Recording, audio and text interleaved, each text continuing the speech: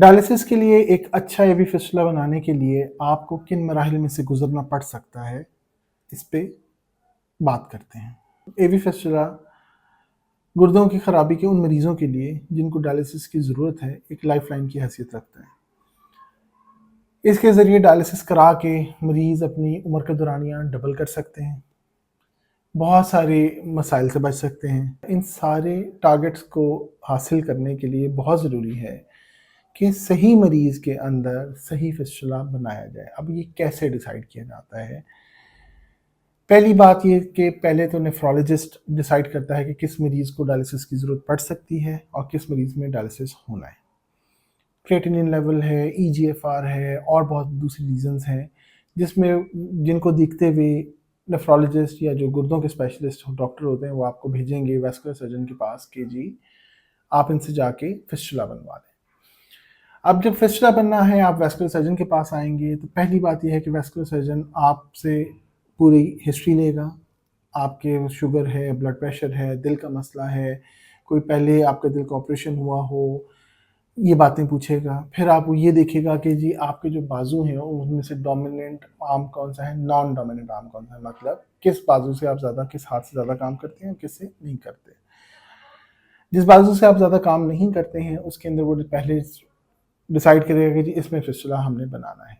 फिर वो ये चीज़ देखेगा कि क्या यहाँ पे 2 शरेयानें होती हैं जिनके ज़रिए हाथ को खून पहुँचता है। पहले वो ये देखेगा टेस्ट करके कि दोनों के ज़रिए किसके ज़रिए खून ज़्यादा पहुँच रहा है और आपस में उनका कोई कनेक्शंस हैं या नहीं है।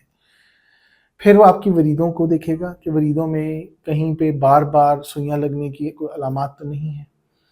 ये सब देखने के बाद आपके पूरे बाजू का वैस्कुलर सर्जन खुद अल्ट्रासाउंड करेगा। वो आपकी वरीदें देखेगा, शरेयानें देखेगा, ठीक है? और इसके साथ-साथ फिर जो है ये देखेगा कि वरीदों में का फैलाव कितना है, डायमीटर कितना है, कहीं सिकुड़ी हुई तो नहीं है, प्रॉपर फूल रही हैं या नहीं फूल रही हैं और कहीं पे कोई ख़राबी तो नहीं है उनके अंदर, कोई इस तरह के मसले मसाइल तो नहीं है। फिर ये भी देखेगा कि आपकी जो शरेयान है उसके अंदर बहुत ज़्यादा कैल्शियम तो नहीं इकट्ठा हुआ।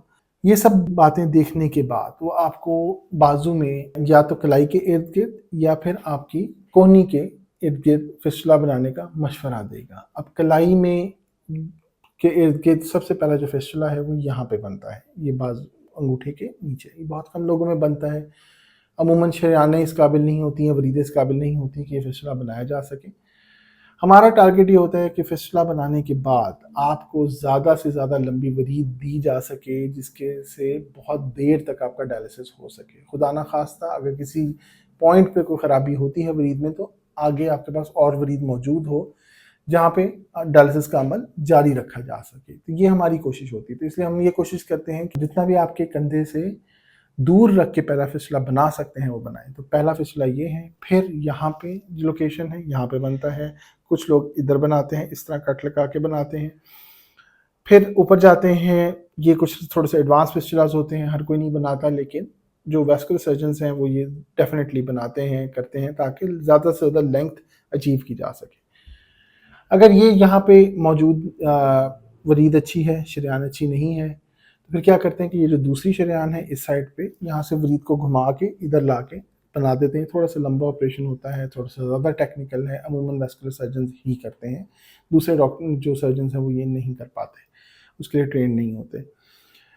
इसके बाद अगर यहाँ पे भी मसाइल हैं, वरीद अच्छी नहीं है, ये शरेयान अच्छी है, तो फिर हमारे पास दूसरी वेन ये है जिसको बेसिलिक वेन कहते हैं। पहले वाली सेफेलिक वेन थी, बेसिलिक वेन को ला के जोड़ा जाता है। बहरहाल ये सारा प्रोसेस है। इसके बाद ऊपर बाजू के अंदर फिस्टुला बनाया जाता है। यहाँ पे भी यही दोनों वरीदें हैं इनको, लेकिन शरेयान एक ही है तो उसके साथ जोड़ के बनाया जाता है। वो मैंने एक और वीडियो में उसकी उस पर कुछ डिटेल बात की हुई है। अब ये फिस्टुला बन गया, लोकल एनेस्थीसिया के अंदर आपको बगैर बेहोश किए हुए ये प्रोसीजर होगा। तकरीबन 1 से 1.5 घंटे का प्रोसीजर होता है। फिस्टुला बनाने से पहले अगर तो आपके डायलिसिस हो रहे हैं तो आपका वैस्कुलर सर्जन डिमांड करेगा कि आप जिस डेट, जो भी आपको डेट मिली है उससे 1 दिन पहले अपने डायलिसिस कराएं। इसके साथ आपके हेपेटाइटिस के वायरल मार्कर्स, HIV के वायरल मार्कर्स, गुर्दों के टेस्ट, खून के टेस्ट, और अगर आप में दिल का कोई मसला है तो दिल की एको, ये वो चीज़ें हैं जो आपसे डिमांड की जाएंगी कि आप मुहैया करें। इसमें सीरम इलेक्ट्रोलाइट्स भी शामिल हैं। गुर्दों के टेस्ट और सीरम इलेक्ट्रोलाइट्स और जो खून के टेस्ट हैं, सीबीसी है, वो हम कोशिश करते हैं कि जो डायलिसिस के बाद है वो आखिरी जो डायलिसिस होगा उसके बाद वो सैंपल लिए जाएँ और वो प्रोवाइड किए जाएँ। अब जी ये सारा काम आपने कर लिया, आपको डेट मिल गई, आपने डायलिसिस करा लिया, अब आप आ गए हैं सर्जरी कराने के लिए, तो अब क्या होगा? आपका ये ऑपरेशन, जैसे मैंने पहले बताया कि अमूमन लोकल एनेस्थीसिया यानी कि सिर्फ जल्द को सुन करके किया जाएगा। आप बहुत कंफर्टेबल होंगे, आराम से लेटे होंगे। अमूमन 1 घंटे तक का दौरानिया होता है, 45 मिनट्स, 1 आवर। अगर थोड़ी सी कोई कॉम्प्लिकेशन हो जाए, थोड़ा सा डिफ़िकल्ट सिनेरियो हो तो सवा घंटे, 1.5 घंटे तक लग सकता है। ये ऑपरेशन हो जाएगा, ऑपरेशन के बाद टाँके लगा दिए जाएंगे, पट्टी कर दी जाएगी। पट्टी करते हुए हम भी ये ख्याल करते हैं और जो मरीज़ हैं उनको भी ये बताते हैं कि आपने बिल्कुल यूँ पूरा घुमा के बाजू के इर्द गिर्द पूरी घुमा के पट्टी नहीं करनी, बल्कि स्ट्रेट इतनी सी आपने छोटी सी पट्टी ऊपर लगा लेनी है। थोड़ी बहुत यहाँ से ब्लीडिंग हो सकती है, उससे परेशान होने की ज़रूरत नहीं है। 1 घंटे से 1.5 घंटे तक हम अपने पास रखते हैं। जब ये देख लेते हैं कि कोई ब्लीडिंग नहीं हो रही और थ्रिल आ रही है, बेसिकली गड़गड़ाहट या वाइब्रेशन है जो फिस्टुला के ज़िंदा होने की, फिस्टुला के चलने की अलामत है, वो महसूस हो रही है और फिस्टुला चल रहा है, तो हम मरीज़ को घर भेज देते हैं। कुछ एक्सरसाइजेज़ बताते हैं, कुछ एहतियातें बताते हैं। एक्सरसाइजेज़ जो हम अमूमन बताते हैं कि जी आपके पास जो ग्रिप स्ट्रेंथनिंग के लिए बॉल्स मिलते हैं फ़ोम के, या फिर वो आपको किसी भी स्पोर्ट्स शॉप से वो मिल जाते हैं। ग्रिप इम्प्रूव करने के लिए डिवाइसेस मिल जाती हैं, हम वो देते हैं। वो कहते हैं कि वो दबाते रहें, जितना ज़्यादा से ज़्यादा पहले 2 हफ्ते के अंदर कर लेंगे फिस्टुला का, उतनी अच्छी मैच्योरेशन होगी। एक और एक्सरसाइज जो बताई जाती है वो ये है कि वेट ले लें, 1 से 1.5 किलो का वेट ले लें। सबसे आम जो तरीका है वो ये है कि घर में 1.5 लीटर की पानी की बॉटल्स होती हैं, उनके अंदर पानी भरें और वो कर लें, और उसके साथ रिस्ट के ऊपर इस तरह एक्सरसाइज करें और बाजू के ऊपर इस तरह एक्सरसाइज, जब ज़्यादा से ज़्यादा ये करें। ये सारे काम करने से क्या होगा कि फिस्टुला के अंदर जो बाजू है उसके अंदर खून का बहाव ज़्यादा होगा, फिस्टुला के अंदर भी खून ज़्यादा जाएगा, और ज़्यादा खून के बहाव और प्रेशर की वजह से वरीद के जो फूलने का अमल है, मैच्योरेशन का अमल है, वो ज़रा थोड़ा सा स्पीड अप हो जाएगा।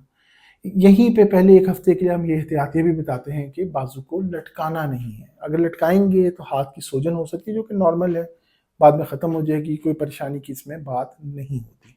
लेकिन हम उससे बचने के लिए बताते हैं और अमूमन स्लिंग डाल देते हैं कि जी बाजू यहाँ पे ऐसे रहे, और 1 हफ्ते तक मरीज़ जब चाहे बाजू बाहर निकाल ले, जब चाहे बाजू अंदर रख लें, लेकिन ज़्यादा कोशिश करें कि इस तरह रखें, और जब लेटें तो 2 से 3 तकियों के ऊपर इस तरह बाजू रख के लेटें। इसके साथ साथ अब आप एहतियातें क्या करनी है? एहतियात हम ये बताते हैं, जब तक कि डायलिसिस शुरू नहीं हो जाता, उस वक्त तक या फिस्टुला मैच्योर नहीं हो जाता, तो उस टाइम तक ये होता है कि एक तो आपने डेली, जब तक कि ज़ख्म नहीं भर रहा, पट्टी करें, नंबर 1। नंबर 2, इस बाजू से आपने किसी किस्म का कोई वज़न नहीं उठाना। इस बाजू पे ब्लड प्रेशर नहीं चेक करवाना। इस बाजू पे किसी किस्म की कोई सुई नहीं लगनी चाहिए। वो इंजेक्शन लगाने के लिए हो, वो खून का सैंपल लेने के लिए हो, तो वो सुई आपने नहीं लगवानी, क्योंकि वो सुई इसी वरीद में लग सकती है। अगर खुदा न खास्ता इसमें लगी तो वहीं पे वरीद ख़राब हो सकती है और आपका फिस्टुला बंद हो सकता है।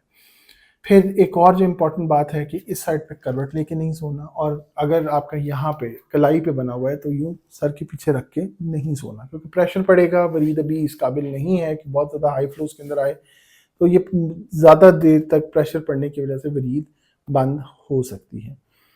एक और बहुत इंपॉर्टेंट फैक्टर जो है फिस्टुला के बंद होने का बायस बनता है, वो है डायलिसिस के दौरान या वैसे भी ब्लड प्रेशर का गिर जाना। तो इस चीज़ से बचने की बहुत अच्छी ज़रूरत है। अगर आपका ऊपर वाला ब्लड प्रेशर 100 से नीचे आएगा तो काफ़ी हाई चांसेस हैं कि फिस्टुला बंद हो सकता है।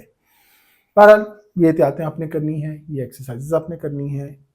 ऑपरेशन और साथ फिर आपको दवाइयाँ दी जाती हैं, एक एंटीबायोटिक, एक पेन किलर और एक खून पतला करने की दवाई ये दी जाती है। ये खून पतला करने वाली दवाई आपने कोई 15 दिन इस्तेमाल करनी होती है, बाकी दवाइयाँ चंद दिन के लिए होती हैं।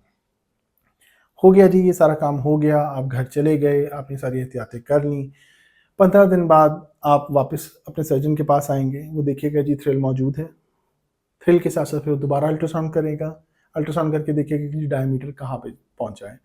वेन कितनी फूल चुकी है, और वो ये नोट करेगा कि ऑपरेशन से पहले हम कहाँ पे थे, ऑपरेशन के बाद आप कहाँ पे हैं। उसके मुताबिक आपको गाइड करेगा कि जब आपको ज़्यादा एक्सरसाइज की ज़रूरत है या आप बिल्कुल ठीक कर रहे हैं, चीज़ें अप्रोप्रिएट चल रही हैं, और आपके इसी पॉइंट पे आपके टांके खोल दिए जाएंगे। इसके बाद आपको तकरीबन 3 से 4 हफ्ते के बाद दोबारा बुलाया जाएगा। अगर हर चीज़ ठीक थी, आपको 3 से 4 हफ्ते बाद दोबारा बुलाया जाएगा। यही सारा प्रोसेस दोबारा होगा, दोबारा अल्ट्रासाउंड किया जाएगा, थ्रिल चेक की जाएगी, और अगर डायमीटर अप्रोप्रिएट है तो फिर फ्लो मेजर किया जाएगा कि जी खून कितना गुजर रहा है। अगर फ्लो भी अप्रोप्रिएट है तो फिर आपको ये बता दिया जाएगा कि आपका फिस्टुला मैच्योर हो चुका है और आप इससे डायलिसिस करा सकते हैं। फिर अगले सवाल ये उठते हैं कि जी अब डायलिसिस शुरू हो गया, अब क्या करना है? तो ये हम बात करेंगे अगली वीडियो में।